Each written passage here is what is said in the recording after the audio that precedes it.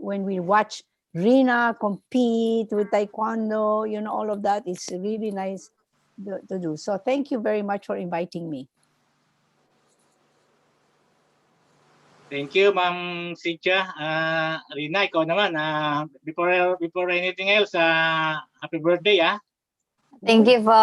Kaka-birthday ko lang nung August 30. So, good morning po sa lahat. Sa lahat ng nakikinig at nanonood. Salamat din po sa pag-invite sa akin, especially kay Gab Ferreras kasi siya nag-invite sa akin din dito. So, yun po. I'm so glad to be here. Nakasama po kayong lahat. Thank you. Thank you, Rinna. Sir Emer, good morning. Hi, good morning po sa inyong lahat. Thank you for inviting me. Good morning din sa mga lahat ng nanood, mga sports enthusiasts.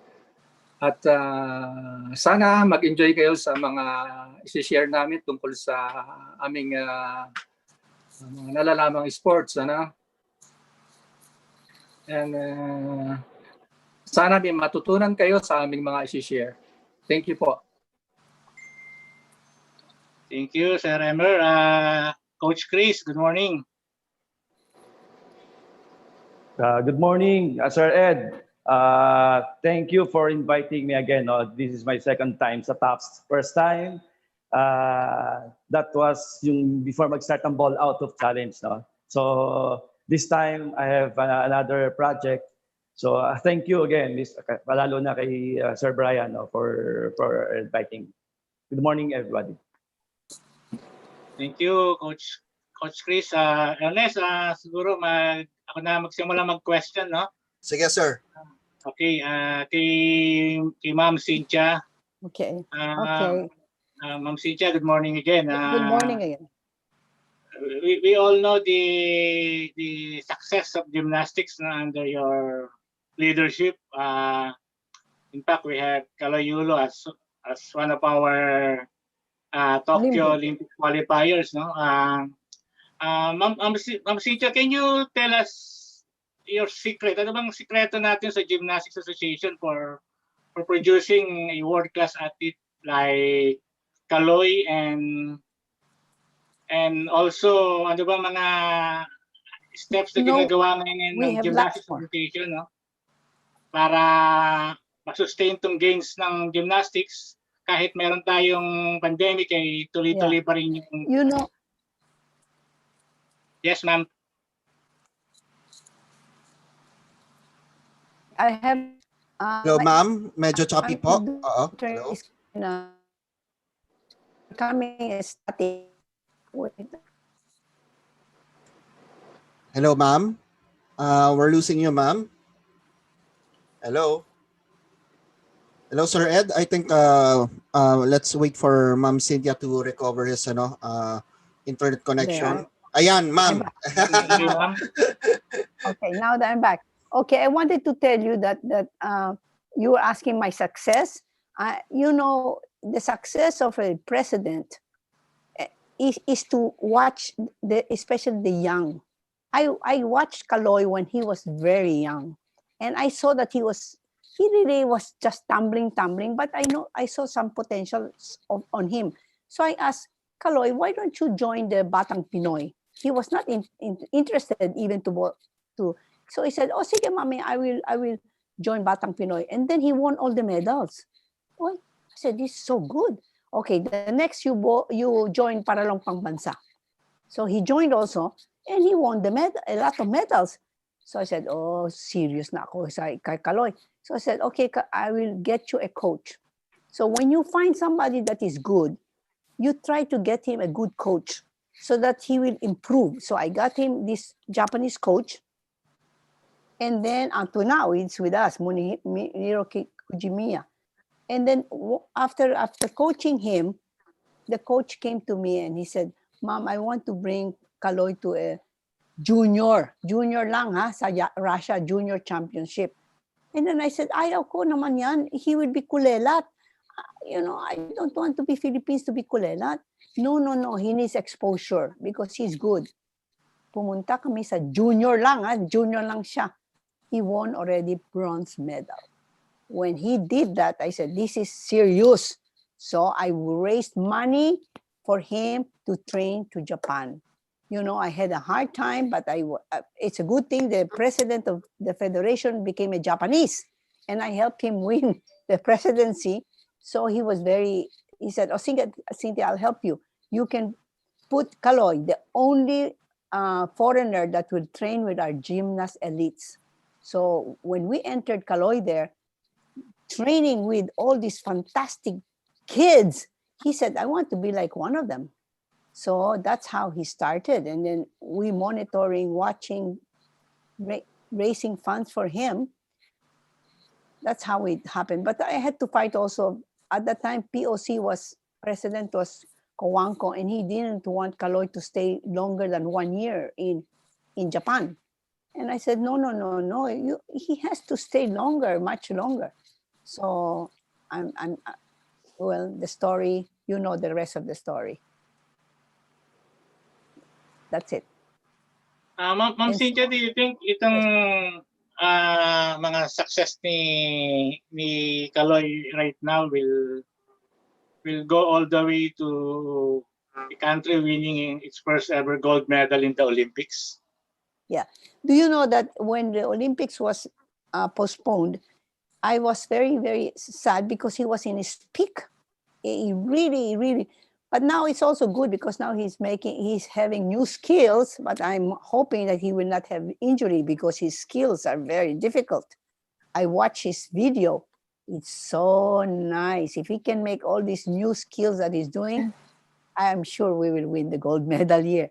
Anyway, we will pray that he doesn't get injured and that he doesn't get burnt out. Because right now he's also very sad because all he does is train, and he's missing the country. He's missing us. He's missing being in the Philippines. In fact, he asked me, can I come there for a while? I said, you cannot, Kaloy, because if you come back, you cannot go back to Tokyo. And when you come here, there's no training. You will lose a lot. Oh, I said, okay, just asking. He said, because he wanted to have a break. So it's important for him to have a break. So I told him, sacrifice a little bit, Kaloy. And when you win that medal, you'll see, you will really be the one that will get all the happiness is really Kaloy and the coach, because the NSA, nobody sees, appreciates us so much. You know? So, but we're working hard. Now we had a new election. We just had the new election, and we have a very, very good board now. Before it was only Bettina and I doing everything. So it was very stressful. But now I decided I'm gonna get good people in the board that will help me. So do you know the people in our board? Have you heard who is our board member? What's his Jude Turquato from PLDT. He's head of sports. He was head of ESPN and Fox Sports. We have Sandra Tayag, who is a lawyer from Babanto Law, and she's also the vice president of Manila Polo Club and other things, and a lot of credentials. And then we have Myrna Yao, who is the president of Richwell for the, she's a CEO. And then we have, of course, Susan Tarinting, who was in our old board, part of the Club Gymnastica. We have Rebecca Wata, who was our treasurer. She's now in our ethics committee. She'll take care of that ethics. And then we have John Arenas, who is also in our promotion and publicity committee. And then last but not least, we have Arnold Labadan, that is part of the IT. He owns the IT company that will work for our IT and our judging and our technical committee head. And then last but not least is Mayor Abi Binay. We got Mayor Abi Binay so that we want to put a new gym in Makati, because there's a lot of young youth that want to join, but they have a hard time going to Philippine Sports Commission, and the Philippine Sports Commission is closed right now, and it's terrible. We have no training, so we have to put them someplace. So we're trying to open up in Makati, a new gym, and have more social media. We want, and that's why I'm so happy that you invited me, because I want gymnastics to be a popular sport. A lot of youths are joining now. A lot of young kids are joining. Of course, they start by just wanting to learn how to tumble, but then you can see their skill when they tumble. There's bigger difference. You can spot the good ones. Like the brother of Kaloy right now is gonna be also our next gold medalist, because he told us that he will be much, much better than Kaloy. And right now, you should see how well he's doing. He's amazing.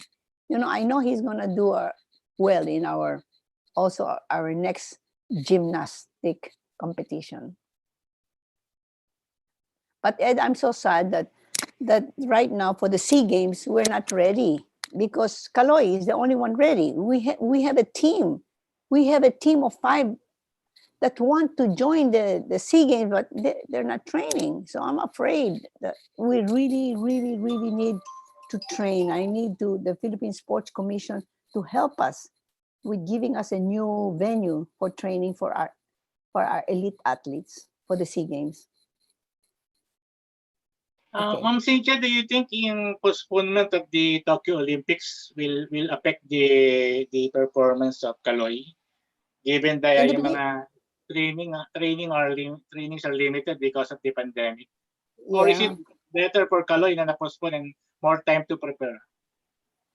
It's like I said, he was in his peak when it was postponed, but now he's better because he's doing new skills. But just hopefully with these new skills, he doesn't get injured. That's my prayer, because the new skills are very difficult. Maybe someday I'll show you some of his videos. Then you will see the turns and the twists and the things. Thank you very much, Ma'am Cynthia. Siguro may questions pa mamaya yung mga kasama din natin sa iyo. Ernest, punta lang ako kay... Sir, Okay, ma'am. I just want everybody to pray for us, especially for Kaloy, that he doesn't get injured and that he gets mentally, for me, his mental should be strong. He should be mentally strong in his mind. Very, very important. Thank you. Thank you again, Ma'am Cynthia. Ernest, punta lang ako kay Rinna bago natin tanong ibang mga gentlemen natin. Rinna, good morning.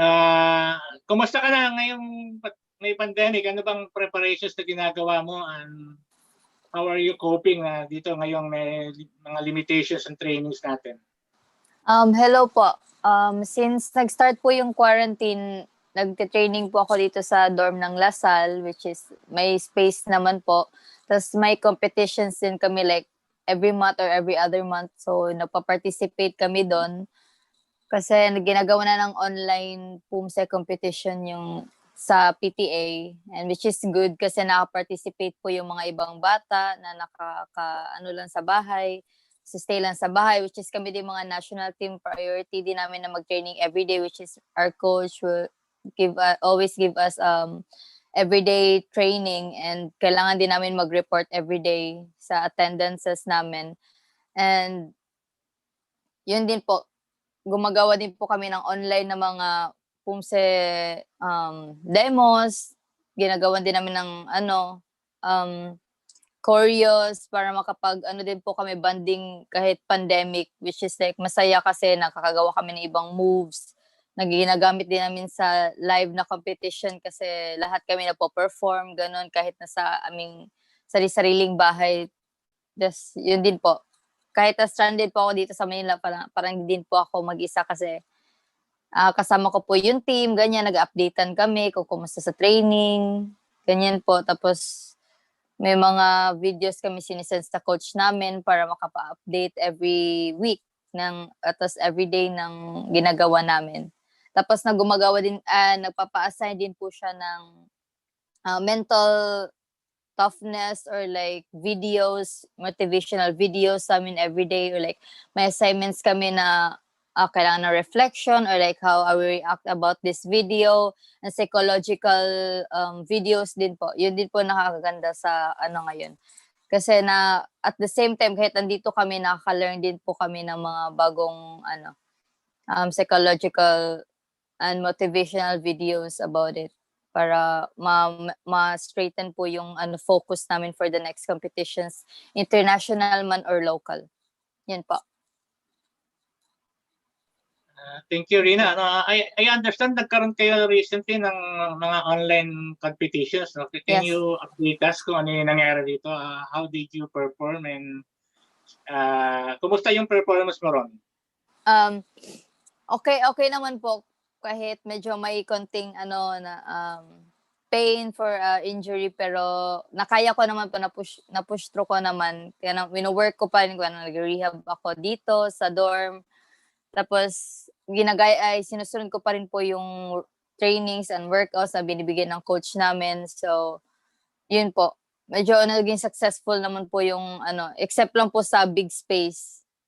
Kailangan kong maghanap ng bigger space than dito sa dorm kasi di ko kaya mag-perform sa malaking space. So, ayun. Nagtanong ako sa friends ko kung sinong may big space, then perform na po. Ayun. Same lang naman po yung feeling, pero yun lang. Alone ka lang compared sa madaming tao. Yun po. Thank you, Rinna. I'm sure Yes. marami pa rin questions mamaya yung mga kasama natin. No? May another question lang ako naman dito para kay Sir Emer. Sir Emer, good morning. Kumusta na po? Kumusta na po yung buhay after basketball? You were one of the most popular stars sa Toyota, no, during your PBA days. In fact, parang 6 or 7 times na nakasama ka sa champion team ng Toyota. Kumusta na po ang buhay natin ngayon after basketball? Hindi naman ako kasama doon sa superstar sa sa Toyota. Ang tawag nila sa akin 6 man kasi meron kaming first 5 talaga doon eh. Hindi naman ako superstar. Starlet lang ako. Ang tawag nila sa akin nga 6 man. Tapos binubunot ako pagka yung halimbawa yung mga surprise na mga pagpasok, nagdi-deliver naman kaya nakilala ako. Well, ang masasabi ko sa after basketball, napasok ako sa sa sponsor nyo nga pala Pagcor. Sa Pagcor ako nakapagtrabaho. Sponsor po natin ng Pagcor. Oh. Hello sa mga kasamahan ko sa Pagcor. Pero retired na ako sa Pagcor. 32 years ako nagtrabaho sa Pagcor. And I retired at the age of 65. Pero after that, nakapagtrabaho pa ako sa isang private casino sa Junket. Doon sa taas din ng building na pinagtatrabahoan ko dyan sa may New World, Manila Bay. Doon sa may Malate. Yun, Why, Junket. Elmo, you look 50. You don't look 65. You look only 50 years old. Oh, You look thank you. younger. Thank you. Thank you very much, ma'am, for the compliments. Doon nga, nakapagtrabaho ko doon sa Junket. Ang tawag doon, yung telebetting ba? Ang customer mo, yung parang Pogo, ang customer nyo yung nasa abroad. So, at papasalamat naman ako dahil binigyan ako ng magandang trabaho after basketball. Kasi nung time namin, maliit lang ang sweldo ng mga player noon eh. Actually, nung nagsimula yung PBA, 8,000 pesos ang highest paid eh. So, ikaw kumpara mo ngayon na mga bayad sa player, 500,000, parang ano lang sa amin eh, parang barya. So, mostly yung mga player ng araw, hindi rin sila yumaman, hindi rin naging stable. Actually, parang iba nga ang sinapit, medyo nakakalungkot. Pero ngayon, yung mga player ngayon, naiinggit nga ako, sabi ko, sana ipinanganak na lang ako ngayon. yung time ko noon na siguro mas sayo ako sa buhay. Pero ako naman, no regrets sa buhay. Kung ano lang ang binigay sa akin ng Panginoon, yun lang ang pinapasalamatan ko. At ngayong pandemic, na siyempre nandito lang ako sa bahay. Pero alam niyo ano ako yung sa bahay, jack of all trades. Marunong ako magkarpintero, tubero, pintor, electrician. Tapos mahilig ako maghalaman. Although yung bahay namin puro semento na, ginagawa ko, bumibili ako mga paso, saka yung mga mineral water na malalaki, pinuputol ko yun, nilagyan ko ng lupa, tapos nagtatanim ako. Yan ang buhay ngayon ni Emer Legaspi. Thank you po. Sir Emer, I'm sure maraming beses kayo natanong dito, no? But being part of a champion team like Toyota, very briefly, can you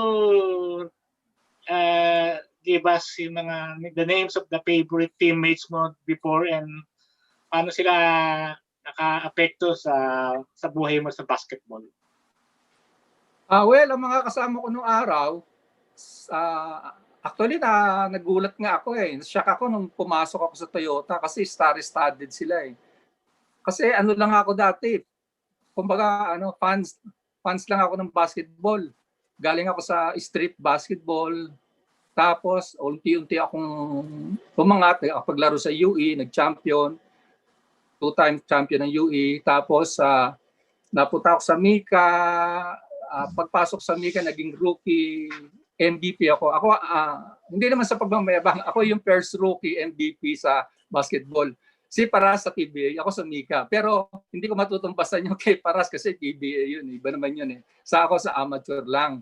Tapos pagpasok ko ng Toyota na starstruck ako dahil ang mga kakampi ko, puro mga pinapanood ko lang sa TV. Sila Jaworski, Fernandez, Arnaiz, Florencio, Abiking. Yan ang mga naabutan ko. So, sila naman, yung mga player na yon, although mga superstar sila, very cooperative naman sila, supportive. Binibigyan nila ako ng tips pagdating ng laro.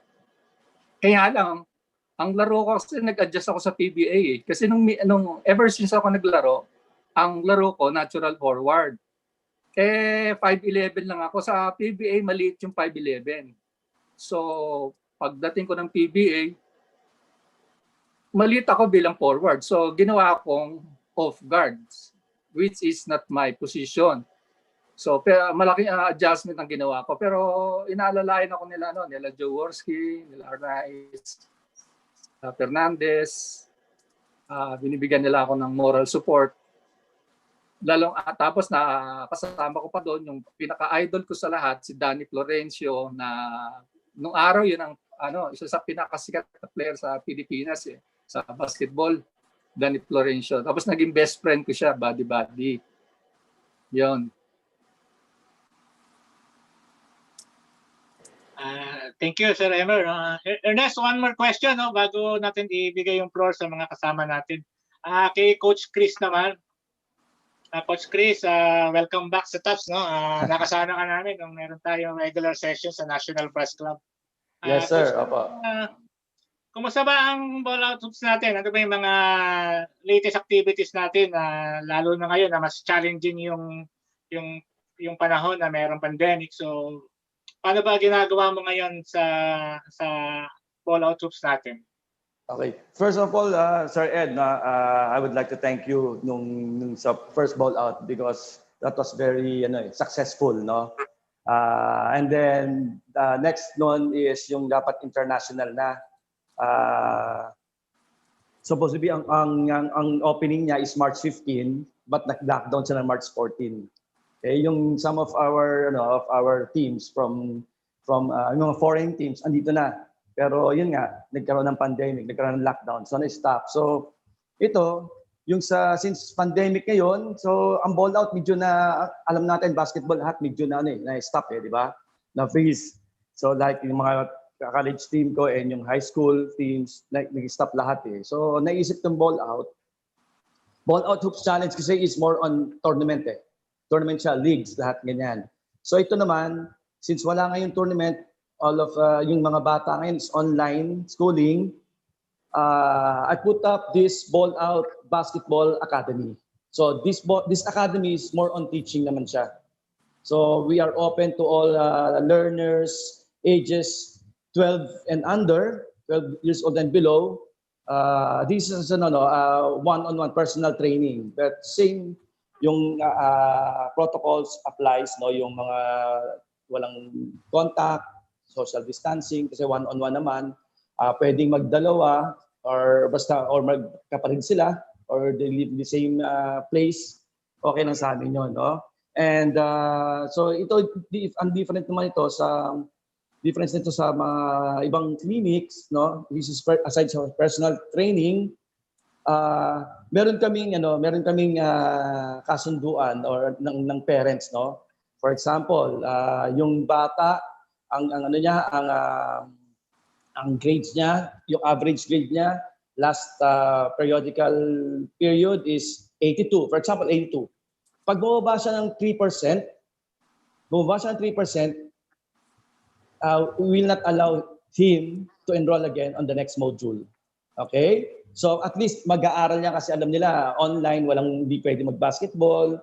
So kahit yung parent, ang advice niyan, mag-aaral ka. Pag di ka magbaba ang grades mo ng 3%, hindi ka magba-basketball. Okay? On the other hand naman, on the other part naman doon, meron naman siya.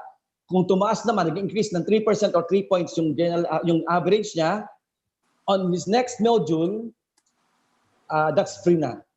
Free na yon. So parang scholar sa amin siya for the next module niya. Okay? And this is not every day, kasi 8 sessions lang per module. So this is not every day. Hindi ko siya pinayagan araw-araw na training. So in a week, meron siyang twice a week training. So for example, ang training niya is Tuesday and Saturday. Tuesday, first training niya. Yung after that, Wednesday and Thursday, gagawin niya yon. Yung ginawa namin ng Tuesday, gagawin niya ng Wednesday and Thursday. Videohan niya yon and they will and he will send it to me. Okay? So nare-review ko siya. So kahit na after ng class, gagawin niya after class after online class. So after that, may assignment siya sa ball out. Then, balik siya rito ng Saturday. I-review lang namin yon. Pag okay naman, we move to another drills. Then after that, Sunday and Monday, gagawin niya ulit yung training niya. Sesend niya ulit sa amin. So yun yung plans yun ang ginagawa. Actually, nag-start na ako last week. I have so far I have 6 students na. Pero yung naman niya, schedule niya is depends on the availability of student. So hindi ako makikipag-compete dun sa online online schedule niya, basta sila after ng class. So yun yung medyo pinagkakaabalahan ngayon ng ball out, sir. Thank you, Coach Chris. Ernest, Yes, sir. maybe yung mga kasama natin, may marami rin silang tatanong. So Okay, sir. opportunity. Yes, sir. We will pass on the questions to Mr. Brian Yailong. Brian, you're next. Good morning to everybody. My first question goes to Ma'am Cynthia Carion. Ma'am. Ma'am, in gymnastics, most of the folk on Kaloy. I just wanted to ask, who are the other gymnasts that we should be also paying attention to, other than Kaloy? Mike po, ma'am. Mike. Yes. Okay. Can you hear me now? Yes. We also have a young gymnast called Ace De Leon. Mhm. That is also, aside from being very good, he's also very good looking. And I feel like also looks count because people want to, wow, he's so cute, something like that. So he's also good looking. And we have we have Andrew, we have Ralph. Some of them, and we have a lot more youth coming. We have quite a lot. But you remember, Brian, I have 5 disciplines. It's not only artistic. We have women's artistic I have to take care of. I've been concentrating on the men that I forgot not the women. That's why we have no good women artistic. And we have rhythmic. Speaking about online, we just had a competition in rhythmic, online competition, 101 competitors from all over the regions went on the competition. It was a very, very good competition and very exciting. So we are having also the rhythmic. The rhythmic is getting gymnastics is also getting very popular. So, and we have trampoline, we have aero, and all of that has to be attended to so that we get also champions in that area, because we have very good athletes coming, Ryan. Yeah, ma'am, you answered my question. I was gonna ask, as a female side naman, meron mo tayong up and coming na parang counterpart ni Kaloy. Kasi sa female, parang na-overshadow siya yung of Kaloy. To tell you the truth, they're all getting older. Yes. They're turning coaches now, where I'm putting all my efforts on the young kids, the ones that are going. There's so many of them. One of them is the daughter of Mrs. Tayag, and also Esa Garcia. There's so many of them. Kat. I just came in a competition in Cebu, and I saw these young girls competing, and they're really getting very good. But they're still not in the age, because there is age sa competition, especially for the Olympics and for the SEA Games. They're still in the 11, 12, 13 years old. We're waiting for them to be 14, 15, and then you watch how good they will be.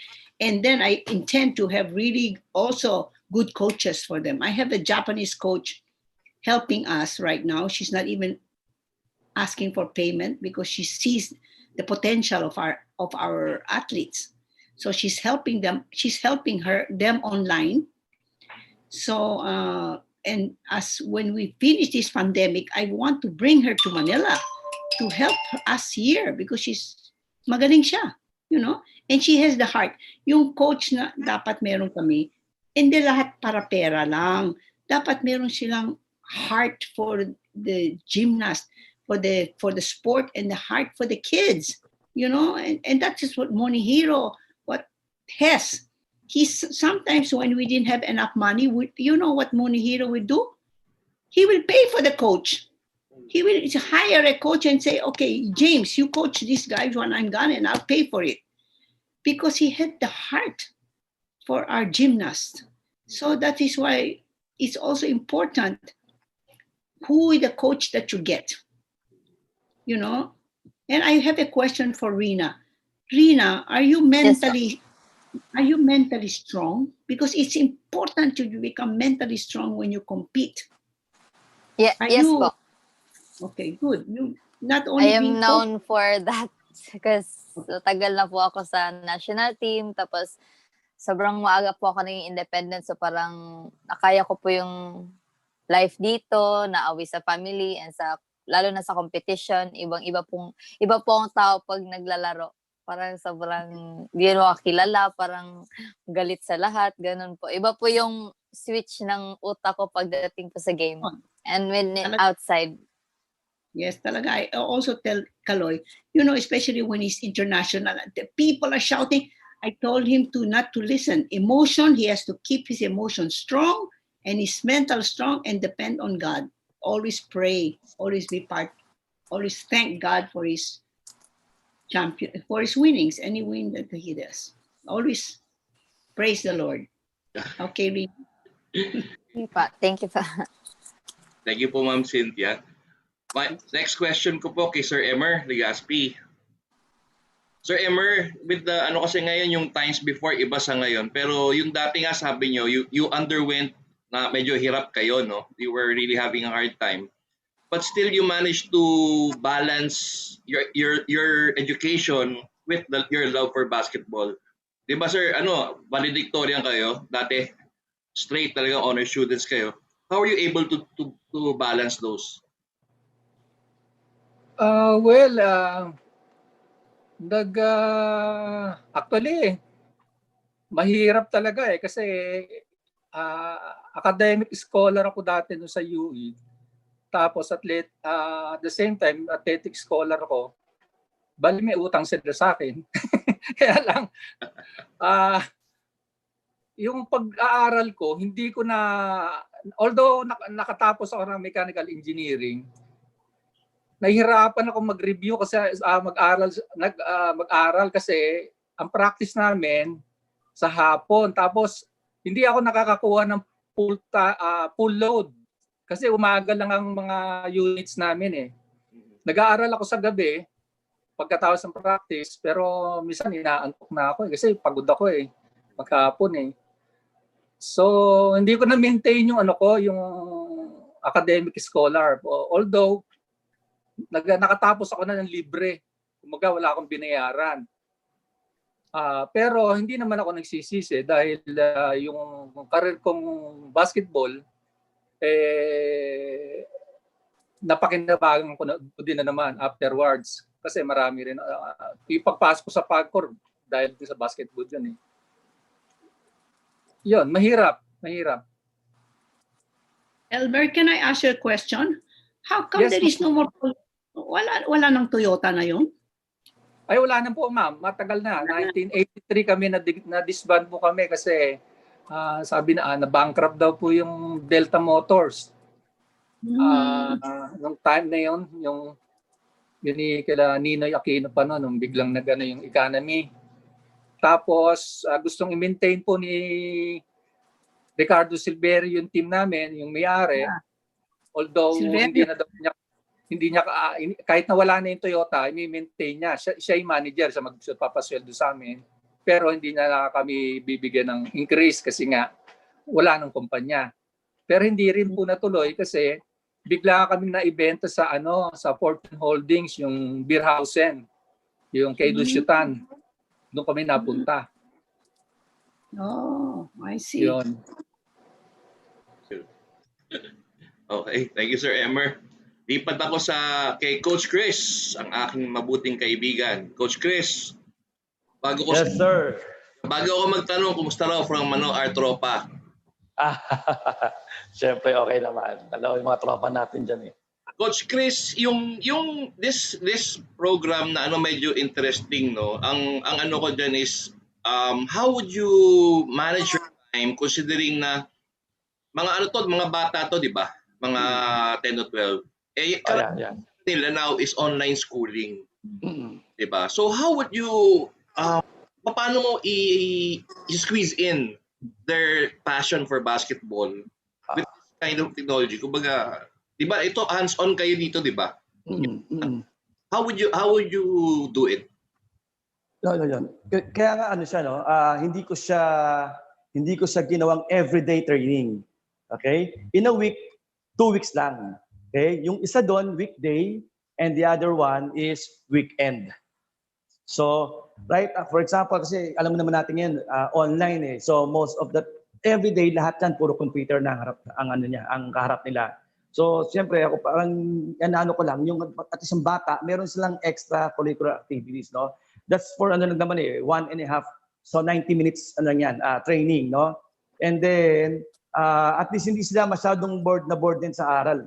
Okay? Tsaka dito hindi naman dito basketball lang, kaya nga tinayo ko rin to at naglagay ako ng rules, Hindi basta to basketball. Ibig sabihin, kailangan mo mag-aral kasi para ma-maintain mo rin yung pag-aaral mo ng basketball at the same time, Kaya nga meron grades na meron kang dapat alagaan or kailangan mong i-maintain o kailangan mong taasan pa. Also to help your parents na libre yung next module niya. Okay? Yun. Tapos yung schedule niya naman, hindi ako yun nga, sabi ko kanina, di ba, hindi naman ako makikipag-compete. Depende to dun sa availability ng bata. Okay? Pero hindi naman to late na late. Pwede ako Friday, gabi, pwede siya. Tapos Sunday morning, pwede yun. Basta twice a week lang, hindi ako pwede mag more than doon. Eh coach, paano kung wala sa Pilipinas yung gusto magpaturo sa inyo? Wala, hindi pwede. hindi ako kasi nagtatanggap ng online training. Ang online training ko, yung sa school ko, yung sa Jubilee Christian Academy. That's our online training namin. Okay. Okay, Ernest, I'm good. Thank you. Thank you. Thank you. Okay, thank you very much, Brian. Next set of questions is from Ivan Saldaheno from Dugout Philippines. Ivan? Yun. Yes. Am I good ba? Yes. Internet? Yes. Okay. So good morning, everyone. First of all, to Ma'am Cynthia, how's Kaloy's training in Japan right now? Well, right now he has 2 training halls. That's why it's very expensive. I have to raise funds for 145,000 because he's using 2 training halls. Because because they're social distancing, he can only train 3 times a week in one hall and another 3 times a week in another hall. So to be able to train 6 times a week, to get 2 training halls for him, so that his training is continuous. Because in gymnastics, if you do not train for 1 month or 1 day or 2 days, you lose a lot of your skills. It's really amazing. So he has to train every day. So that's why we are getting 2 training halls for him. I mean, it's expensive. Yeah. So are you still looking for sponsors or investors just to keep Kaloy? Oh yes, no. Sorry. MVP is very supportive. The Meralco Foundation. In fact, we had a Zoom meeting. Kaloy, Arthur Ano, Vince, I forgot his last name, and Coach Mooney. We had them to tell us. We had to tell them all our expenses. So they will say that they will try to raise money because PSC also promised money for Kaloy for the Olympics, but so far we have not received any, and he needs the money now. Otherwise we're going to lose the training hall. We're going to lose his, all his food allowance and all of that. So we need the money now. So the one helping us and the schooling, MVP paid for it. So now he's finally can go to school. And I forward the money to Coach Mooney. All right. So regarding the PSC, they just lobbied their concern to the Congress, and the Congress is supporting their cause to possibly insert some funds to the PSC for the Bayanihan 2X. So what's your reaction to that? Really? I did not hear. Yeah. Can you tell me what have they done? The Congress. Yes, the PSC aired their concerns to the Congressional Committee on Youth and Sports Development, and the congressmen, the members of that committee, are supporting the PSC's cause, and they may add some funds. They may request for some funds for PSC to be added to that Bayanihan 2 Act. I think the PSC is requesting for 182 million, and I believe Congressman Bumble pledged 180 million. But only for the coaches and the athletes, not for the Olympians. The Olympics is being taken care by PSC. Bumble has raised 180 million for the coaches because they have also been paid, and the athletes. The others, not the Olympians. Anyway, the Olympians. President Duterte also pledged 100 million to us, but then because this pandemic started, nawala na lahat. So we're struggling for money. Everybody's struggling. Even the companies are struggling for money, for sponsorships. So are you planning to somehow, let's say, put up a fundraising campaign just to keep Kaloy in training mode, or you're just gonna let MVP take control?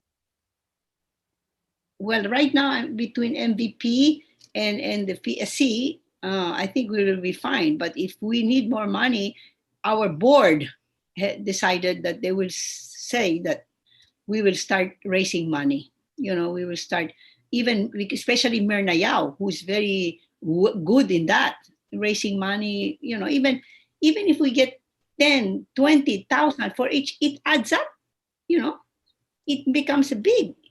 Like I had some friends that gave 5,000, 10,000, and Derek Ramsey gave us 100,000 for Kaloy, and those things add, and all it's gone already. All those sponsorship, even Gloria Macapagal Arroyo also gave us money. She even, wait a minute. She even gave us money in yen so I sent it all to Kaloy. Yes. She said, I have extra yen here, give it to Kaloy, All right. Thank you very much, Ma'am Cynthia. Now, let's go to Coach Chris. Okay, yun nga. I mean, I was supposed to ask this in an earlier interview, but yun nga, right now, every kid has been on lockdown, so walang makakapaglaro for. So, and another youth league is proposing an esports tournament. So, in your case, are we expecting somehow an NBA 2K event for Ballout just to keep the kids in playing mode? Morning, Ivan. Kamusta ka? Morning. Hindi. Wala sa Ballout nun. Yung NBA, yung mga 2K na yung sa computer. Hindi. Walang ganun sa Ballout. So, they're not expecting even yung mga actual game. Basta ito, non-contact, and we are focusing on basic, yung dribbling, passing, footwork nila, shooting. Basta yung regarding sa mga tournaments na yon, yung mga online tournaments, wala dun sa Ballout. Kasi hindi ko rin siya ina-advise for that. Oh, so hintayin nyo lang talaga na mawala yung pandemic para makapaglaro na ulit, bale. Kasi di ba meron na silang online schooling sa computer. Kaya nga yung Ballout kasi parang ilayo ko sila sa mga gadgets eh. So hindi ko siya pwedeng ilagay na maggawa ako ng competition ng Ballout for 2K, mga ganun competition. Hindi. Wala sa hindi ko naisip yun. Wala sa plans. Okay, I believe I'll check muna my internet. Ernest, I'm good muna.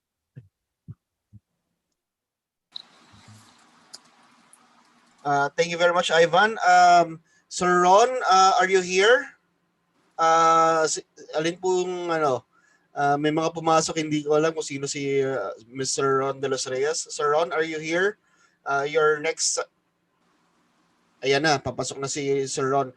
No, pero before anything else, siguro I'll read the questions from the social media page. Again, this is from Philippine Sports Corner. This is for Miss Rinna Babanto. Tanong lang daw is, meron ka bang naka-line up na virtual, international, and local competitions for later this year for you? I have a competition next month po, which is like, is it the best of the best, I think. Yun pa lang po yung alam ko, pero yung international baka sa next year na po. Mm-hmm. Kasi hindi ko pa alam kung ano. Dapat meron ngayon pero konti lang din yung sumali yung mga juniors and cadets lang po. So wala pang masyadong concrete plans on yes. This year. No? Pero ito, since nasa pandemic tayo ngayon, again, sinabi mo kanina on how you prepare for kung may mga biglang competition. Pero how about the mental aspect? No? How do you prepare for that? Kasi maraming mga athletes daw ngayon parang minsan naiinis na or whatever. How do you maintain the mental aspect of just being mentally healthy and at these times, right? At this pandemic, no? Aside from working out, which is na din po yung brain natin, ganyan. Yung sabi ko po kanina, nasabi din ng coach namin, ay ina-assign kami ng mga assignments for like mental toughness, ganyan, like movies, tas kailangan namin sagutan ng ganyan para ma-refresh kung paano namin po yung situation, ganyan. Para din kami nagka-class, pero para more on like mental and emotional. Kasi sabi din ng coach namin na important din po yun. Kaya kailangan namin gawin, ganyan. Hindi lang po physical, dapat mental din kami ready, ganyan. Kasi may mga competitions kami every other month or each month, ganyan. So, kailangan namin maging ready, ganyan. Nag-ano din po kami, imagery or like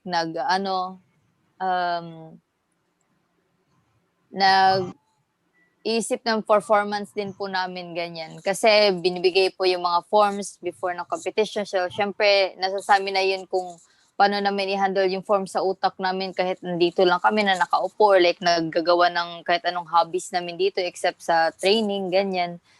Ganyan din po yung ginagawa ko. Okay, Para Okay, thank you very much, Rinna. Ito kay Sir Emer. Sir Emer, kamusta po? Nice to see you again. Hello, Sir Emer. Ito, ang tanong po dito ni Philippine Sports Corner is, nung panahon nyo po daw sa PBA, sino daw po yung mga nakasabay nyo mga sixth man? No? Syempre yung mga off the bench din sa kabilang team na tingin yung siguro mga naging mga mahirap din kalaban. Mga mga 6 man ng ibang team. Ako medyo hindi ko na kasi maalala yung mga siguro sa Crispa ang there's 5 deep bench sila Crispa halos lahat sila. Meron silang pairs 5 halos pare-pareho sila. Sa ibang team naman UTEX, mga 6 man dyan, sila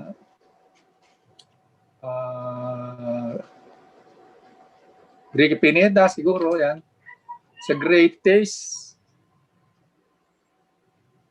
hindi ko na maalala. Sensya ka na, medyo mahirap yung tanong nyo. Yan nga eh. Ayan, so... medyo mahirap yung tanong. Hindi ko na maalala yung mga player nung araw, medyo medad na eh. Sige, Sir Emer, no? Okay, Ma'am Cynthia, ito po question. Kamusta daw po ang turnout ng unang virtual national rhythmic gymnastics competition na isinagawa last month?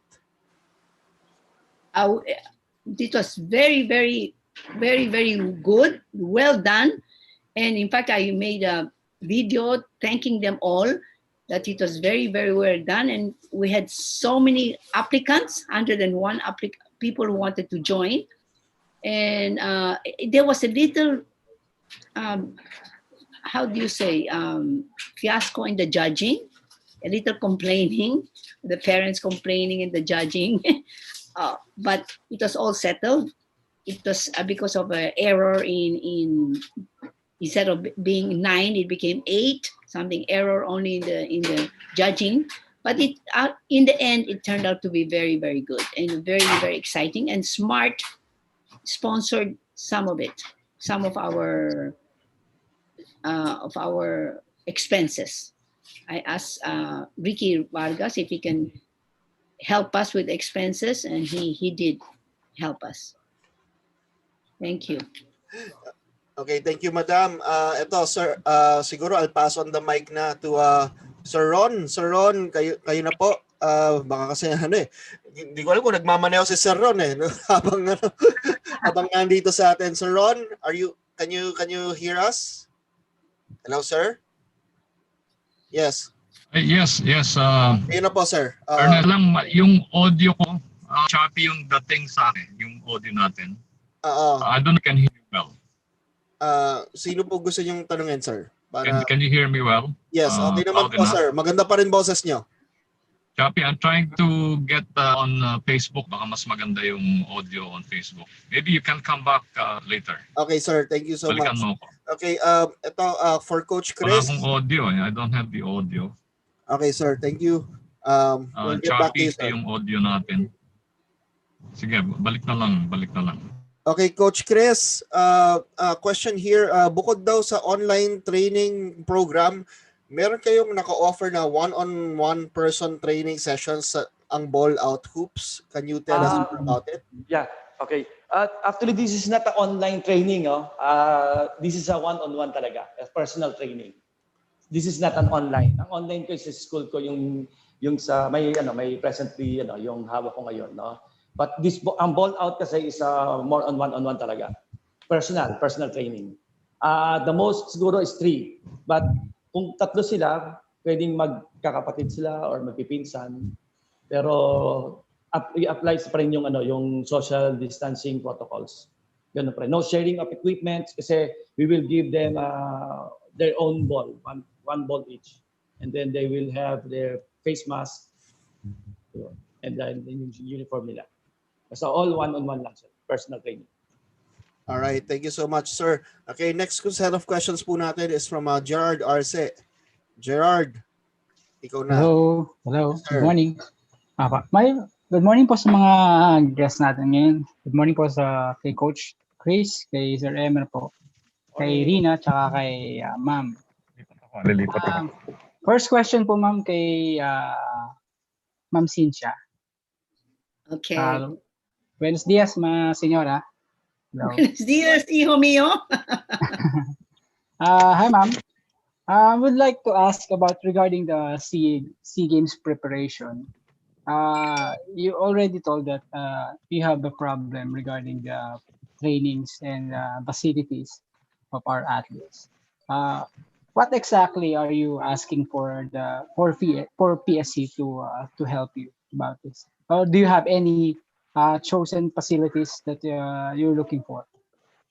You know, all that is happening is a lot of expenses, because there is another club gymnastica that we can use. It's kind of small, but they're charging a lot of money. 60,000 for each a month, and then all of them have to have a test, which is costing us so much money before they come in. And so if PSC will not pay, what will happen? You know, and we also have Colegio San Agustin, and Colegio San Agustin is charging 8,000 a day for training. It's very, very expensive. So, and then of course our gym in Rizal is also closed. But all the equipment is there, and we have beautiful new equipment. But it also looks like a warehouse, because all the equipment of the SEA Games is there. So everything is so magulo, and I'm so depressed about our training and our SEA Games, and our athletes are getting very unmotivated. They want already to do some other business. They want to quit because they want to train, you know. And so that's what I'm working hard on, is to get the training. And I want to ask Philippine Sports Commission if they would pay for this training that we will do outside the Philippine Sports Commission, and if we can borrow the equipment also and put it in our new training halls. You know, that's my problem. So I hope Gerard and all of you can help us, can help gymnastics, because, you know, we want to really have more medals in the SEA Games. We cannot go from the top to the bottom. Like Bumble said, we were number 1. We cannot go down to number 6 again. We have to be there, number 2, number 3, number 4 at least, you know. But without training, how can we do it? Tell me. That's so what with the your problem. help, guys, all of your help, I know I can attain my wishes. Okay? Thank you, Gerard. And welcome. Yes, ma'am. Gymnastics is a good training ground for every athlete. It's yes, flexibility and some. And now, like I said, sir, like I said, Gerard, every young kid that starts with gymnastics, it teaches them discipline, flexibility, balance, and strength.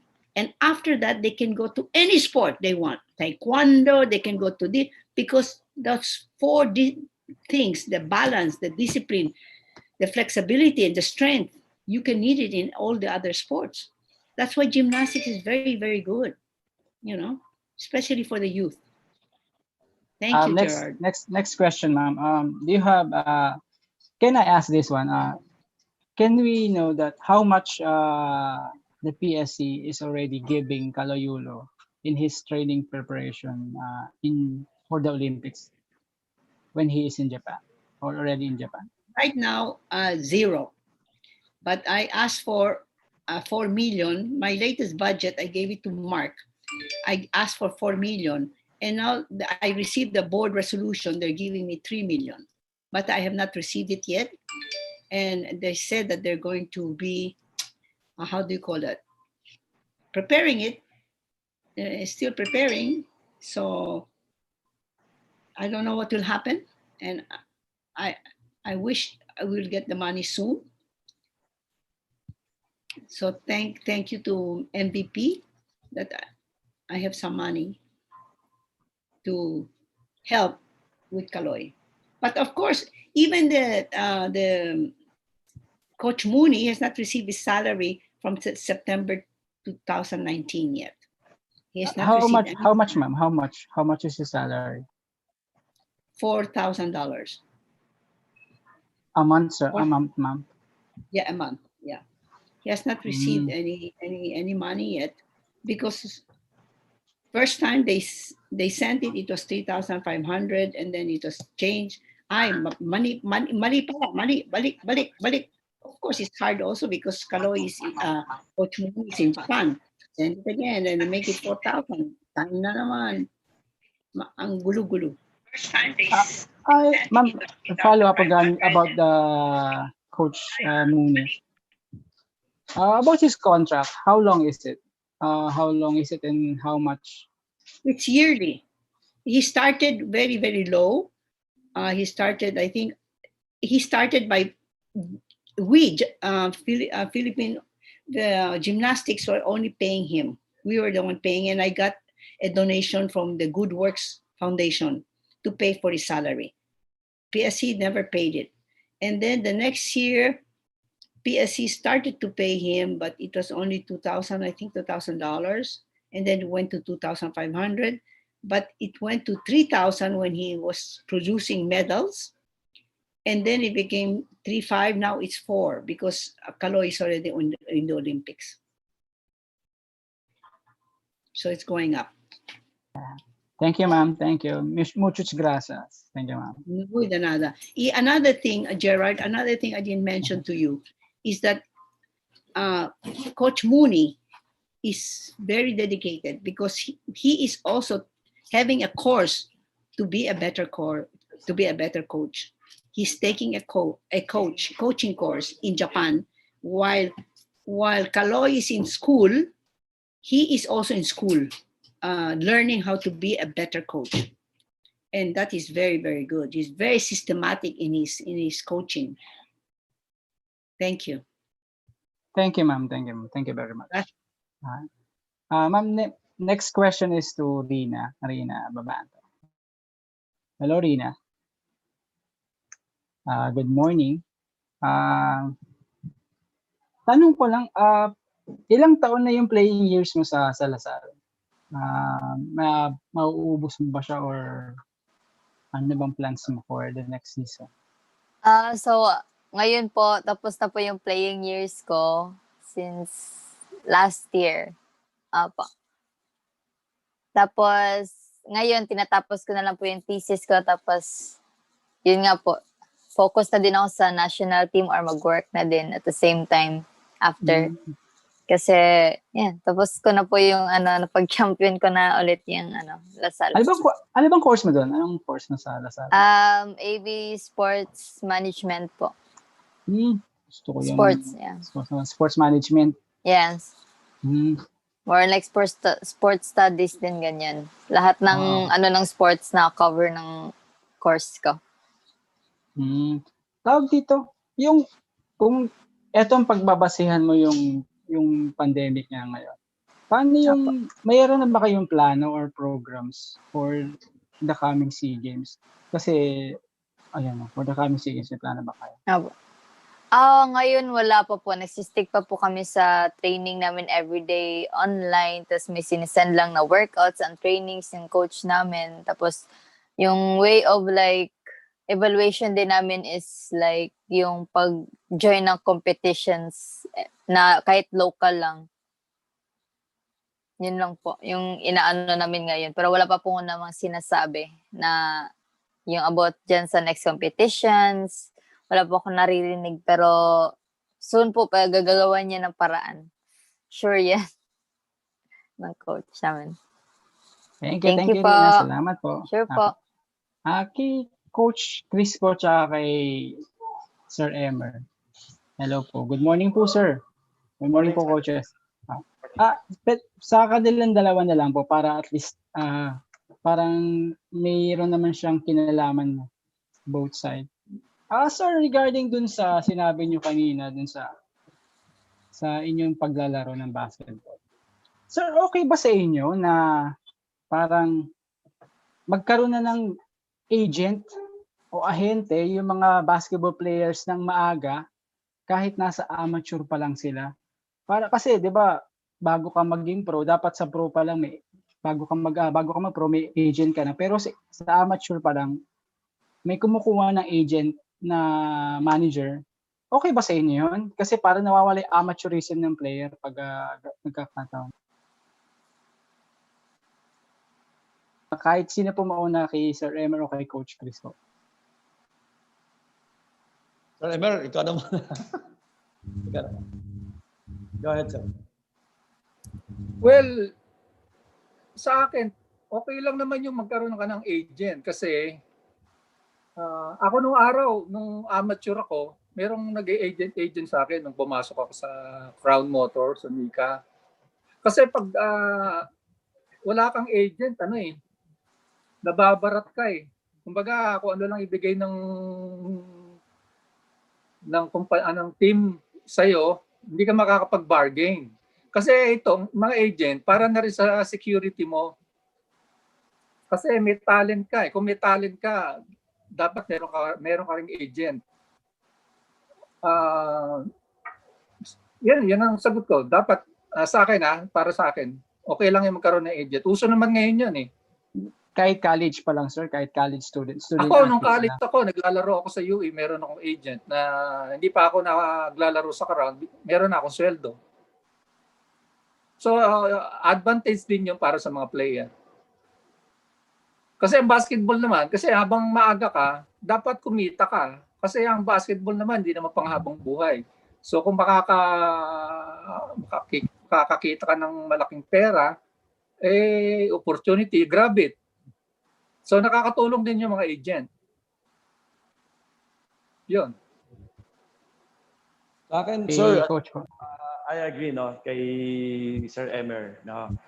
Kasi agent kasi helps na rin yung mga, kasi may mga parents yung parents ng player, hindi sila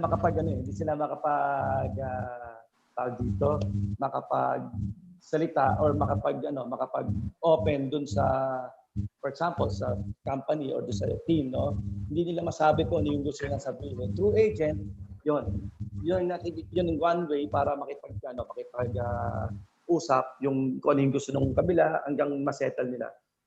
Malaking bagay din yung agent.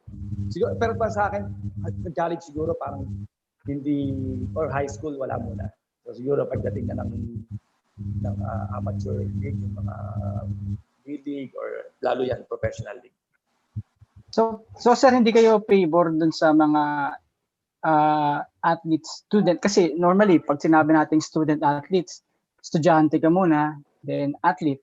Siyempre, kayo, naririnig ko kanina parang ano sa inyo yung education ng isang bata, mahalaga. Kasi Sir Emer nga, kako, nasabi nyo kanina na parang yung pagbabasketball, meron kayong fall down, meron kayong pinuntahan after basketball. So sa tingin nyo, sir, yung agent, wag munang sumali sa mga estudyante, student athletes, tsaka na lang pag maglalaro na siya ng pro. Ganun, tama po ba, sir? Sino ba? Si Chris? Sir, ikaw po. Both. Ako. Okay. Go ahead, sir. Ako naman, nung nagkaroon ako ng agent, patapos na ako sa college. Hindi pa yung mga first yung pag siguro yung mga ano ka pa lang, yung first year, second year, hindi pa advisable na magkaroon kang agent. Siguro yung patapos ka na ng college kasi kailangan mo na rin after college, kailangan mo na rin kumita eh. So kung mas maaga kang kikita, yung katulad sa akin, naglalaro pa ako sa college, patapos na ako noon, may sweldo na ako, malaking bagay sa akin yun. Kasi sa totoo lang, nag-asawa ako ng maaga, college pa lang ako, may asawa na ako eh. So kailangan ko ng pera. Ang wife ko 18 years old, ako 20 years old. So college pa lang meron na akong asawa.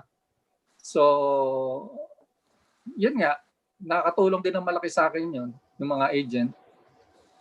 Nakapag-bargain ako ng maganda. Sa akin, sir, Thank you. napansin ko lang, no, hindi naman lahat ng players ngayon may mga agent, no? Yung may iba, lalo yung may mga potential, like yung mga high school, minsan high school player pa lang, may kumakausap ng agent yan, na sila mag-agent, ganito, pagdating sa college, hindi naman lahat, no, hindi lahat. So yung mga agent, nakikita lang nila na kung sino may mga potential, so nag-uunahan na yan para sila yung maging agent. Pero ako, ito nga sir, kung high school lang, siguro hindi ko, ako advice ko wala mo ng agent, no? Parang sinabi ni Sir Emer, yung first year niya, second year, pero siyempre pag third and fourth, tinitignan ng mga professional coaches para sa PBA. So kailangan na talaga nila rin. Sarili Coach nila. Chris, can I have a question, Coach Chris? Yes, ma'am. Coach Chris, do you have to be tall? I mean, do you make sure that they're all tall or no? Hindi naman po. No? Player? Hindi naman po. Si Sir Emer po, I think Sir Emer parang 5'10". At 5'11 ako. Hindi na ang player naman, ma'am, hindi naman necessary kailangan maging tall ka eh. Yung mga, depende po sa position yan. Kung mga center ka, dapat, tsaka forward, dapat tall ka. Pero pag guardia po, pwede na rin yung mga maliliit, may mga guardia ng 5'8 lang sila Johnny Abarientos. May mga si Jimmy Alapag, maliliit po yan, pero guardia po sila. Kaya ang basketball player po hindi po necessarily maging tall. Kung position mo guardia, pwede rin kayong maliit ka lang. Thank you. Salamat.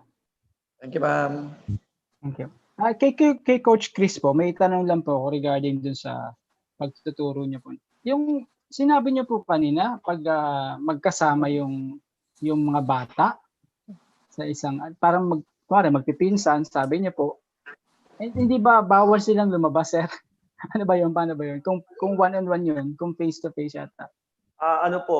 House to house lang naman po talaga ang ginagawa lang. So i-drop lang sila dito, tapos pick up lang. So hindi allowed din kasi pumasok yung mga parents, mga guardian nila. Tsaka okay lang ba yun, sir? Parang hindi ba hindi ba sa IATF rules yung wala bang ganong rules na bawal lumabas ng bata? Sorry, kasi totoo lang, yung mga bata rin nasa labas din, di ba? Iba nga, nasa kanto lang talaga. Siguro mas safe pa yung ginagawa ko na from their house to my house, di ba? Tapos, ito, hindi naman sila, I don't know pero marami sa kalye, dami, puro bata eh. So dapat siguro bago sitahin, masita muna yung mga nasa labas, di ba? Madaming batang paslit sa labas. Mga paslit di ba? Minsan sa harap ng bahay niya, lumalabas pa sila eh. Ayun nga po. Sige po. Thank you po, sir. Thank you po. Kuya... Okay. May follow-up daw si Ivan. Ivan, nagpe-face mask pa. Ivan, nakamute ka? Ayan. Okay, to Mom Cynthia, yeah, I already actually asked it in the chat room because you mentioned you're proposing 4M, but the PC only gave you 3M. So what happened to the other 1M? Maybe they'll give us later. At least we have 3M to start with. Because right now, Coach Mooney gave me another budget. You know how much now? 6M. It became 6M. Ang dami-dami now.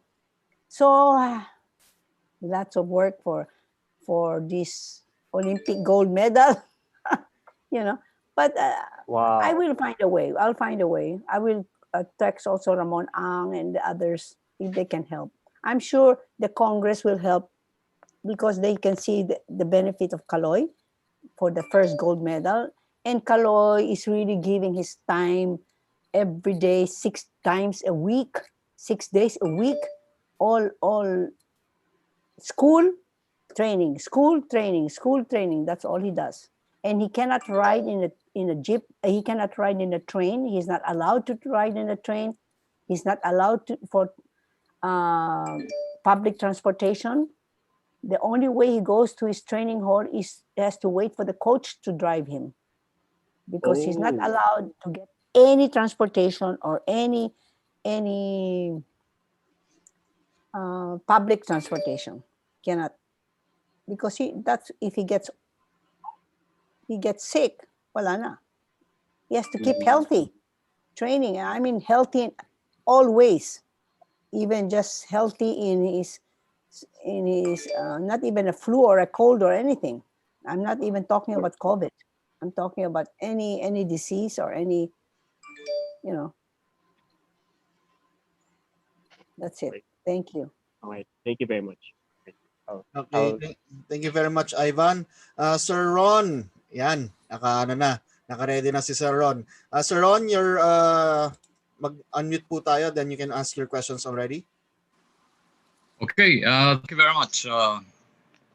And good morning to all our guests. At good to see Rinna, Miss Cynthia, and our coaches. Balik lang ako kay Miss Cynthia Carrion. Actually, you already answered part of my question, and I'd like to know if even if Kaloy has already qualified for the Tokyo 2021, will he still be competing in other gymnastics events? Oh yeah. First of all, it's nice to see you without your sunglasses. You have beautiful eyes, Ron. Anyway, yes, Thank you. of course. I was outside earlier. Yes, that's Yes, right. ma'am. Yes. Anyway, he is going to be competing for the SEA Games in Vietnam. He has to compete. We need him in all the competitions, and this is not the first Olympics. I think the next Olympics he will still compete in the next Olympics. Even if he gets a gold medal this time, he will still compete for the next Olympics. So he will be competing in all these competitions that we have, especially for the SEA Games also in Vietnam.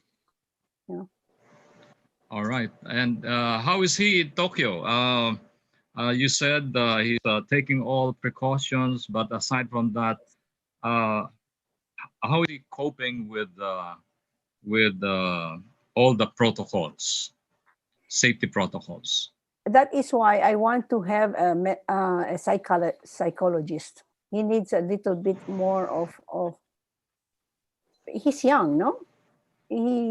So he needs a little bit more of the strengthening of the mind. I need his mind to be more stronger because there are times that, of course, he's young and he gets frustrated sometimes or sad or burnt out. You can be burnt out. If you're doing the same thing every day, you can be burnt out. And I understand him. So I said, it's only a few more months, 1 more year for sacrifice, and then you will get the fruits of your labor. Right. And your fruits will surpass all these things that you're going through. You have to talk to him once in a while.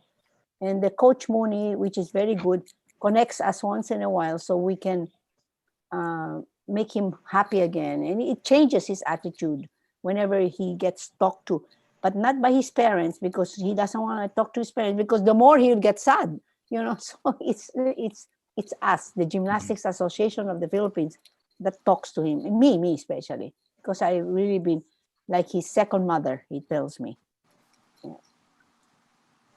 I love the boy. Thank you very much, Miss Cynthia Carrion.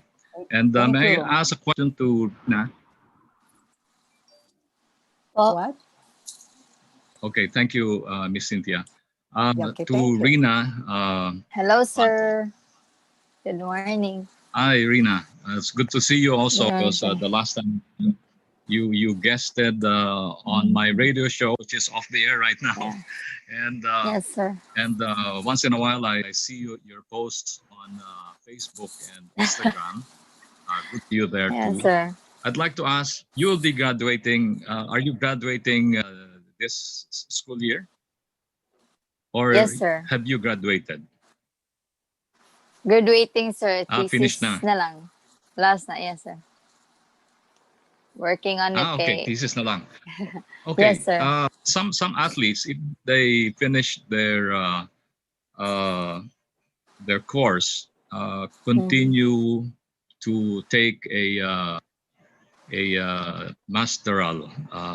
Yes, sir. Do you have plans of doing that so that you can still be part of the UAAP team for Asal? Baka hindi na po diretso na siguro sa coaching. Focus na lang ako doon. Kasi, Diretso na. yes, sir. Oo. Kasi, pwede naman ako magstay din sa Lasal as Okay, wala mo nang maybe plan as... to pursue Yes, a sir. higher education. Depende. Yes, sir. Diretso na.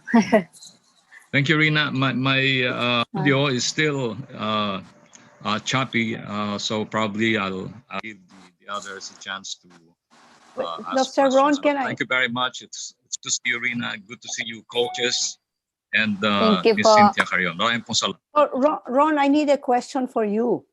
About the. Okay. Are you listening to me, Ron? About the Oh schooling. yes, I'm listening. That is a very good question that you're asking about the schooling of the athletes, because we also have a fund Yes. for my athletes that cannot afford to go to school. We pay for the schooling. We have scholarship fund for my athletes, and then when they finish already school, most of them turn to coaching, so that they make money. Like one of my athletes of our artistic gymnastics, she got married. She never made it anywhere. So now she's coaching. She's doing a good coach, and she has a lot of young kids that are under her. So that's what they do. Like Rina, she's going to also start Yeah. coaching. So that's very good to hear, because your assistance to your athletes doesn't stop when they stop competing. So No, it continues. you provide them education so that Yeah. they will have a more stable afterwards. Yeah, that's Yes, very good. correct. Congratulations on that. Thank you. And when they get married, I'm their ninang. So I'm always scared. Only to be the ninang in the marriage. One of them got married in the yacht, and then we paid for all of that. Yes. Wow. We had to be Okay, isa na lang ho, pandemic. Miss Cynthia, with regards to the, isa na lang ho, isang pahabol. With regards to the 2021 SEA Games in Hanoi, Yes. have you received any news about the events to be included, and how for gymnastics will all the events played in the Manila SEA Games will still be staged in Hanoi? Yes. In fact, we just had a council meeting, all online. Mm-hmm. And the funniest thing, I will tell you something. Philippines, we were all Zoom, but the other countries like Vietnam, they were all together. No mask, no social distancing. They're all sitting together. Also Vietnam, also Thailand, Indonesia. We were the only country that we were Zooming. Yeah. Anyway, we spoke about there's only 36 sports that they are allowing. Gymnastics is inside, is in, rhythmic and artistic, but no trampoline, and aero, but no trampoline.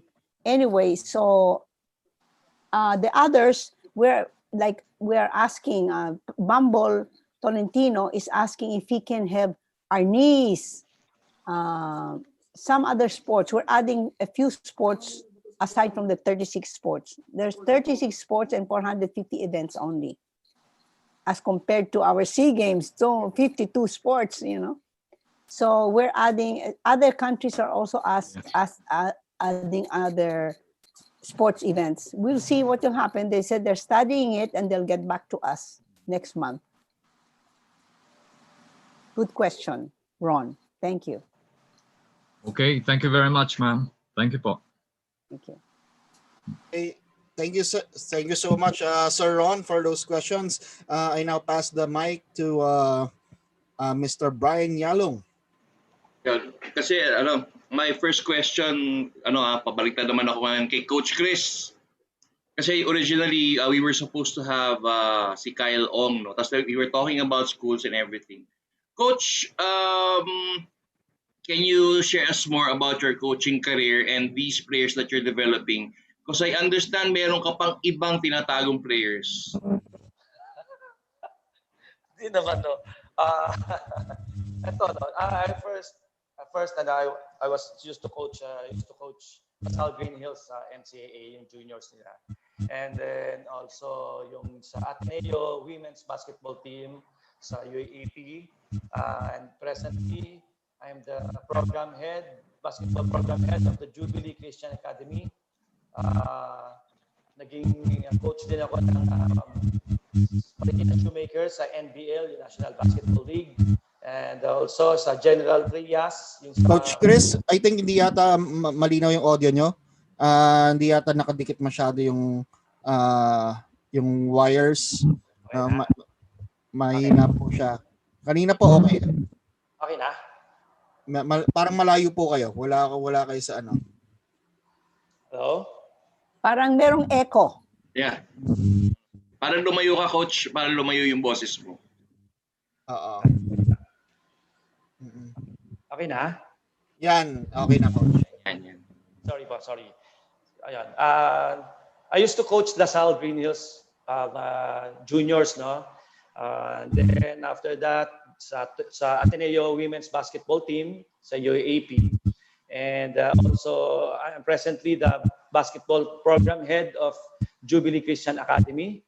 And coach din ako ng National Basketball League sa Marikina Shoemakers. And also sa CBA, yung Community Basketball Association sa General Trias. Presently, isa pa ngayon yung sa MPBL, sa Marikina Marlins under Coach John Calios. And yung mga players ko ngayon, sabi ni Sir Brian, hindi naman tinatago kasi ano lang siya, nasa program sa ngayon ng Ballout Academy, no, yung 6'1" at 13 years old. Di ba meron pang isa? Yung si Kyle Ong? Hindi, bukod doon. Huwag mo na, alam ko ayaw mo na sabihin eh. Sige. No. Project siya. Okay, Sir Emer, yung the last time we talked, no? Kasi medyo matagal-tagal na kayong nawala sa basketball. Parang, I know I asked this, pero siguro I'll ask it again. Have you ever considered coaching in this modern day of basketball? Yes, na-consider ko rin yon na siyempre wala na akong trabaho, gusto ko mag-coach. Pero fortunately nakapasok agad kasi ako sa PAGCOR eh.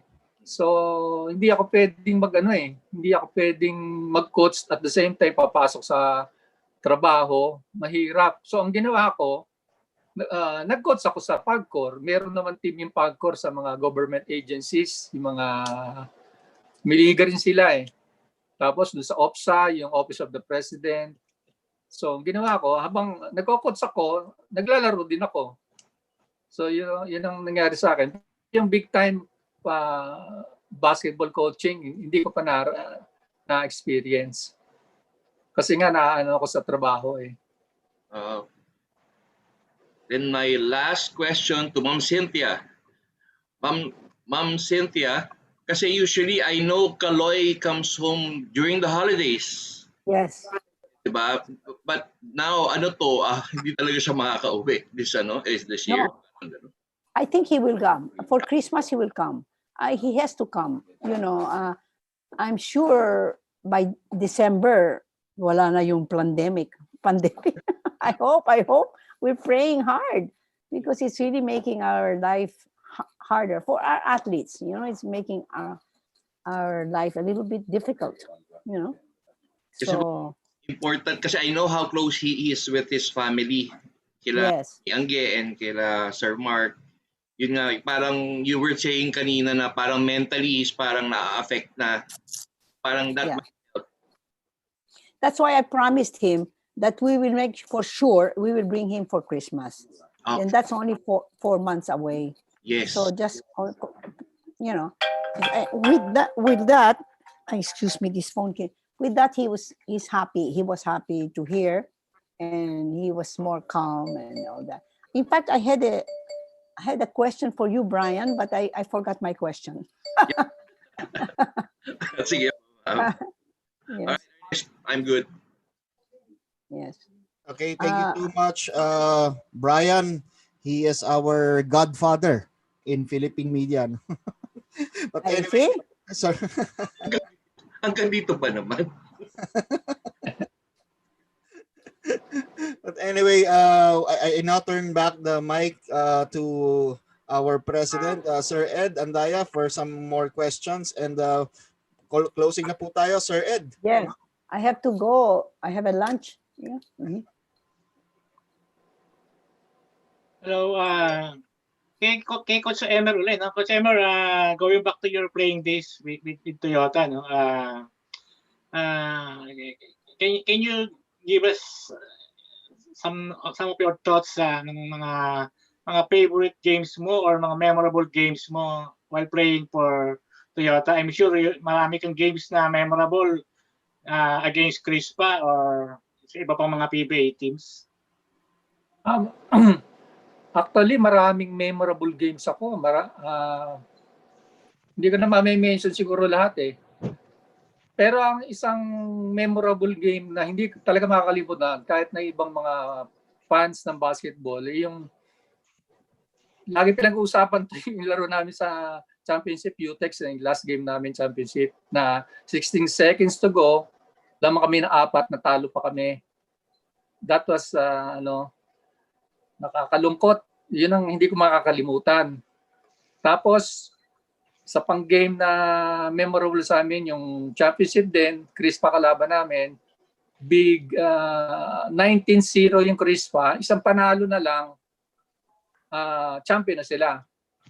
But ang nangyari, meron nangyaring hindi expected na pangyayari.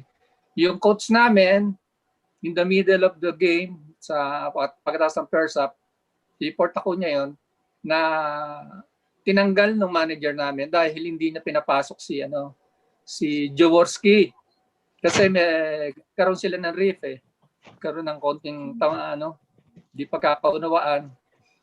So yung coach namin siguro decided na siya na mag-resign kaya hindi niya na championship hindi niya na pinasok si Jaworski. Tapos na nangyari nga, nag-usap kami sa dugout, sabi ng manager namin tanggalin niya na si coach. So, in the middle of that game, tinanggal niya yung coach namin, si Portacuña.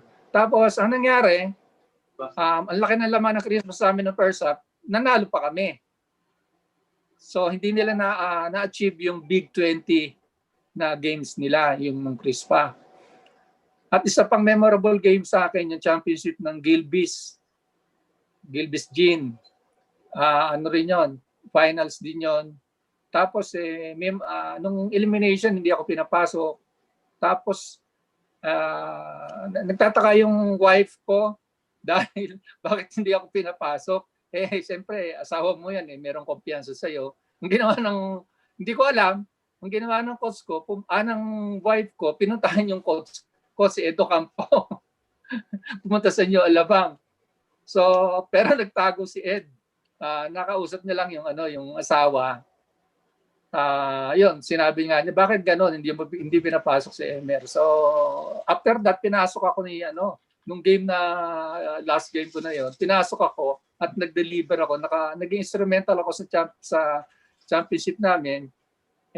Matatapos ng kontrata ko noon, na-renew tuloy yung kontrata ko. So, thank you sa aking asawa. Yan ang memorable game ko. Thank you again, Sir Emer. Ernest, before natin hingan ng parting words yung mga guests natin. Meron akong pahabol na question sana kay Ma'am Cynthia, no? Ma'am Cynthia, about the last POC board meeting, can you give us a few words kung ano yung nangyari? I understand isa sa mga issue na nire-raise dun is yung age limit ng mga sports officials and hindi naman naayos. So before our parting words, pwedeng bigyan mo kami ng kaganapan dun kung ano nung sa POC board meeting last time. Well, our prayers for the POC meeting is for us to be finally united. You know that. So we were negotiating the ones that everything in between. Let's say the other group doesn't want this, so we come in between so that we will get the best decision. So far, our meeting, the last time, our caucus, we started at 3 o'clock, we ended at 7 p.m. It was so long, all the discussions and all these things. And anyway, we ended up well. And then first they said that, okay, up to 80 years old, they will. I said, that's too old already. I said, even if I'm 80, I will not be anymore in the board. You know, so we decided that it will come up to 78, I think, 78 or 77. And then after you reach that age, you cannot anymore be elected in the board. And then we're discussing about also, it's not yet decided if everybody should be in the Olympics in the board. If other sports that's not an Olympic sport can still be a board member. That has not been decided yet. We're still thinking. So a lot of 2 or 3 issues are not decided yet. And we did not bring it in the General Assembly because it's not yet decided. So it is going to be opened up in the next General Assembly for everybody to hear and then also vote on it for all the sports decisions that we make. So ma'am, yung age limit was decided na set na sa 78 yung for the leaders na yung mga NSA presidents. Oh, so secret lang yan, ha? It's not, they did not announce it pa, but that is in the board we decided. I don't know if they'll get mad at me for telling it to you, you know, but that is what we decided.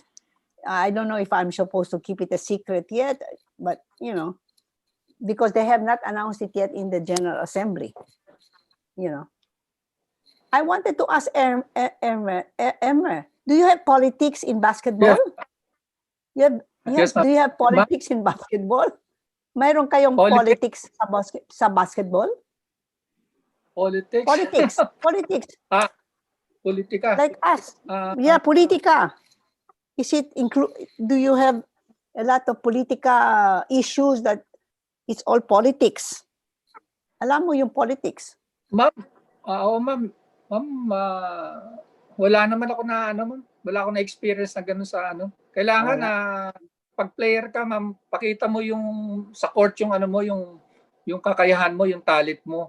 Hindi pwedeng yung I'm talking about the leaders. Hindi mga athletes. Athletes, they're not supposed to be in politics. Mga leaders. Dapat merong, you know, you have maging leader. Mga leaders, maybe they do deal with politics, you know. Okay, you give me this, you give me that, trading, ganyan, you know.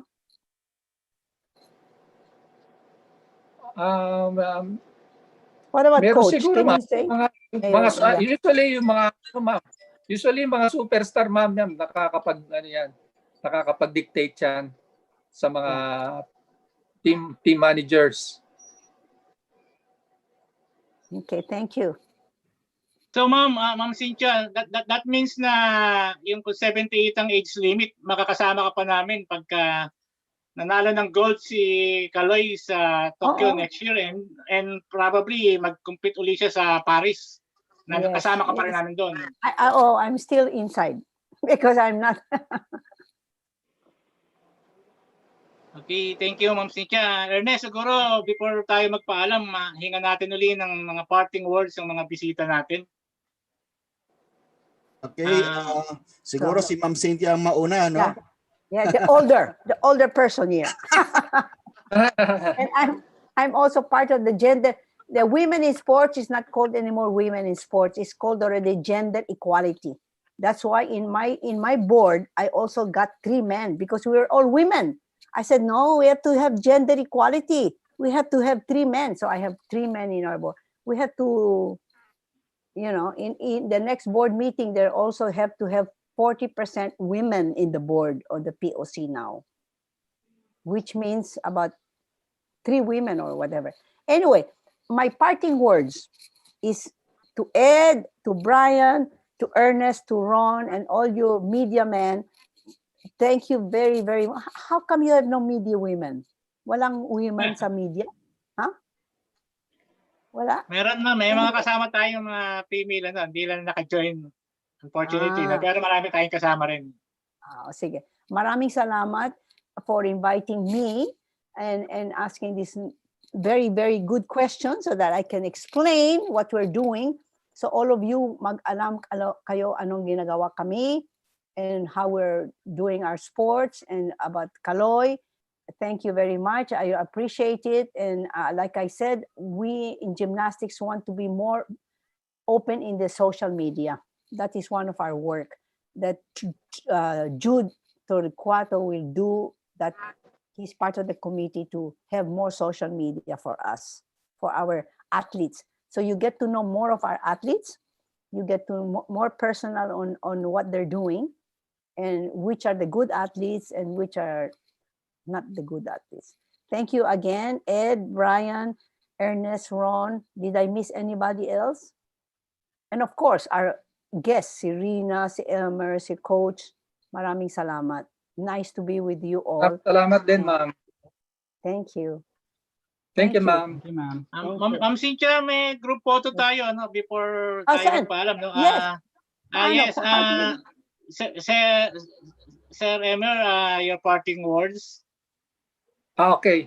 Nagpapasalamat ako sa pag-invite niyo sa akin dito sa Sports on Air. Saka nagpapasalamat ako sa mga nanonood, sa mga fans namin. At meron din akong tips dun sa mga striving na gustong makarating sa PBA. Ang tips ko sa kanila ito. Pagka gusto niyong makarating sa PBA, dedication to the game. Hard work. Ang pagiging player, it's not a piece of cake. Tapos, continuous learning. Tapos, yung never say die attitude, yung katulad na Hinebra. Diba? Tapos, pagka may competition, self-confidence ang pinakamahalaga. Thank you very much. Thank you again, Sir Emer. Si Rinna, your parting words, please. Rinna, your mic. Thank you po sa pag-invite sa akin. Tapos kay Gab din ulit, Ferreras, for having me here. And it's a great opportunity po na makasama sila Ma'am Cynthia, si Sir Elmer, and the rest po. Kasi parang nalaman ko din yung other side ng sports is besides my sports, parang sobrang ganda din po pala ng growth ng Philippine sports.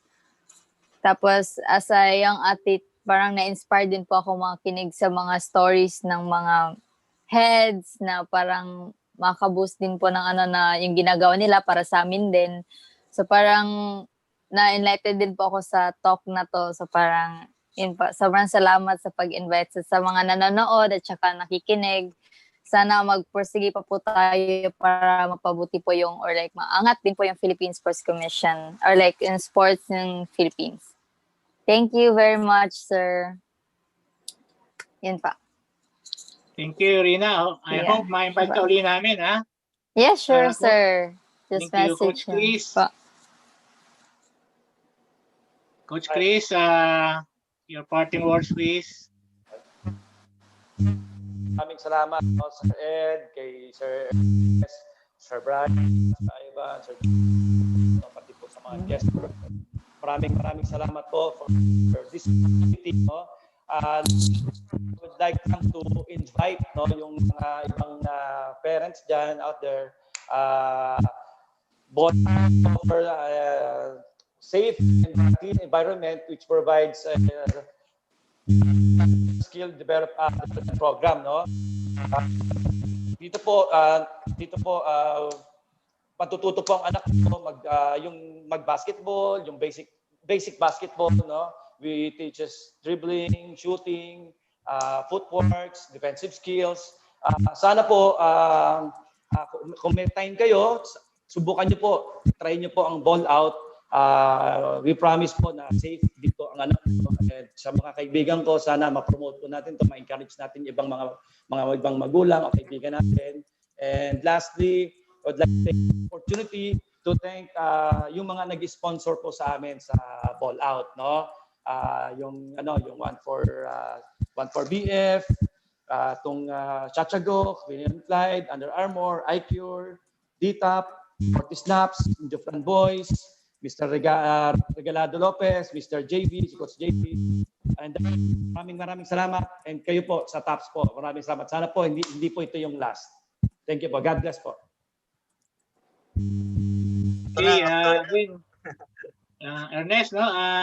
Again, on behalf of the tabloids organization in Philippine sports and our partners, the Philippine Sports Commission and PAGCOR, we'd like to thank all of you, especially our guests, for joining us for this 10th edition of our TAPS Usapang Sports on Air. Ernest, siguro yung group photo natin, no? May nakaload na yung mga film. I forgot to thank Gerard and Ivan. Sorry.